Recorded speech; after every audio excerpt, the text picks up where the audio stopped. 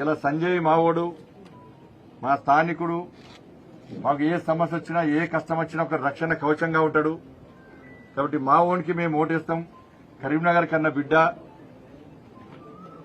అని చెప్పి భావించి ఒక నమ్మకం విశ్వాసంతో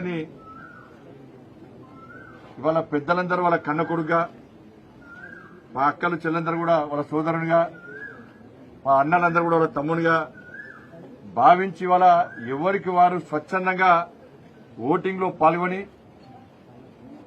నరేంద్ర మోడీ గారి యొక్క పువ్వు గుర్తు మీద ఓటేసి నన్ను గెలిపించడం నిజంగా చాలా సంతోషం. ఏ నమ్మకం విశ్వాసంతో నన్ను ఇంత భారీ మెజార్టీతో రెండవసారి గెలిపించారు. తప్పకుండా కరీంనగర్ పార్లమెంటు ప్రజలకు రుణపడి ఉంటారు. ఈ విజయం మొత్తం మా కార్యకర్తలకు అంకితం, ఈ కరీంనగర్ ప్రజలకు అంకితం, నరేంద్ర మోడీ గారికి అంకితం. ప్రతి కార్యకర్త దాదాపు 3 నెలల పాటు 3 నెలల నుంచి ప్రజాహిత యాత్ర పేరుతో గాని ప్రచార సందర్భంగా వాళ్ళన్ని పనులు వదిలిపెట్టుకుని పార్టీ గెలిపే లక్ష్యంగా, నరేంద్ర మోడీ గారిని ప్రధానమంత్రి చేయడమే లక్ష్యంగా కష్టపడి పనిచేసినటువంటి కార్యకర్తలు ఇలా భారతీయ జనతా పార్టీ కార్యకర్తలు.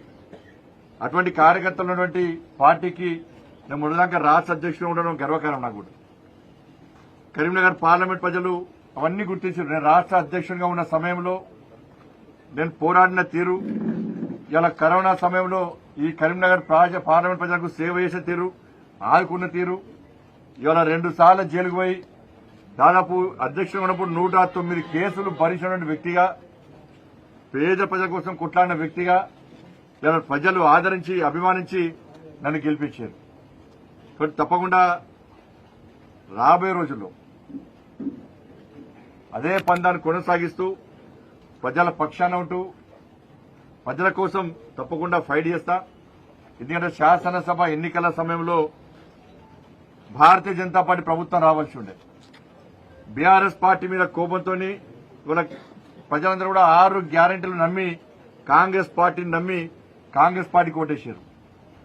6 నెలలు గడిచినప్పుడు కూడా కాంగ్రెస్ పార్టీ 6 గ్యారెంటీలు అమలు చేయకుండా ప్రజలను ఇబ్బంది పెట్టిన తరుణంలో కరీంనగర్ పార్లమెంట్ లో భారతీయ జనతా పార్టీకి ఓటేయాలి.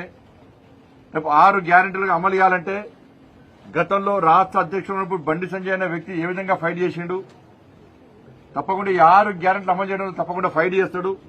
దేనికైనా తెగించి కొట్లాడతాడు, మా కోసం కొట్లాడతాడు, పేద ప్రజల కోసం కొట్లాడతాడు, కార్యకర్తలను కాపాడుకుంటాడని చెప్పి ఒక నమ్మకం విశ్వాసంతో ప్రజలు వాళ్ళ తీర్పును వెలువరించారు.